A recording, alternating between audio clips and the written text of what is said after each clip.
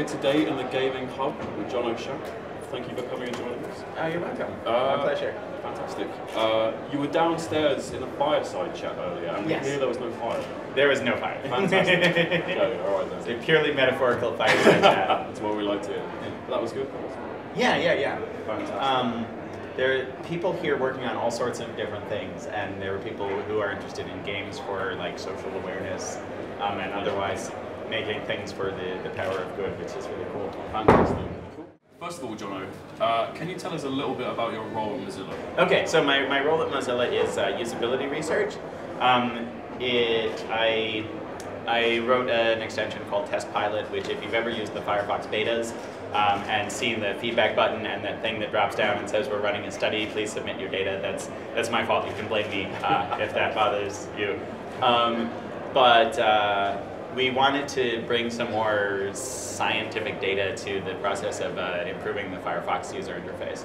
So it doesn't collect any URLs or search terms, and it's purely opt-in. So the only people submitting data are people who knew what they were getting into. That's good to hear. Yes, I'm very much a privacy advocate. I don't want to be spying on people. Good stuff. But I'm trying to.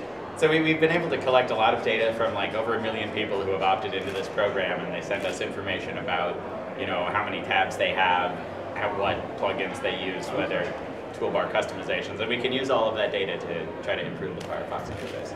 Brilliant. Okay, well, how about your role at the festival itself? Because you're involved into the Zero Game session. I'm here not talking about usability research, but about game programming is more of a hobby for me. But I did teach an intro to HTML5 games on the peer-to-peer university website, if you've ever heard of that. Okay, it's a Mozilla project to like connect people with skills to people who want to learn about skills. Okay. Yeah. So I did a 6-week course on there about game programming techniques.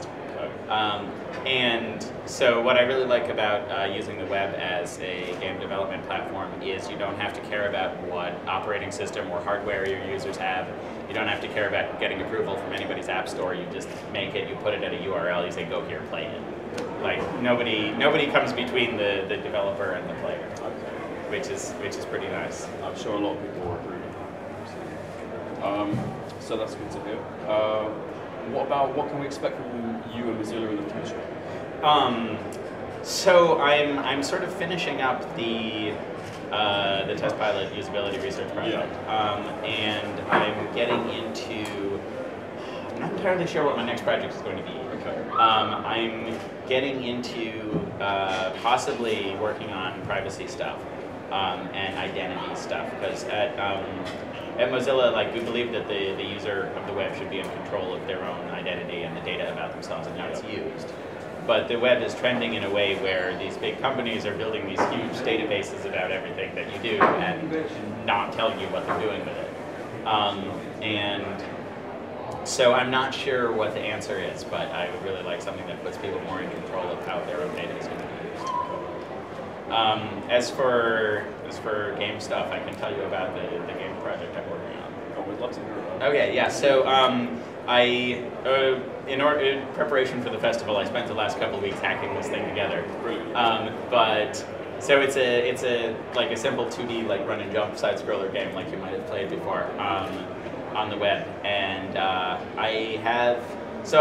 me back up. I have an 11-year-old sister in Chicago, and she heard I was making games, and she demanded that I immediately tell her how to do it, right? Brilliant. But so we get into like, okay, now we open a file and we're like $ parentheses, quotation, hash mark, canvas ID, close parentheses, get context 2D, and she's already lost interest, right? So I'm like, how do we make this easier?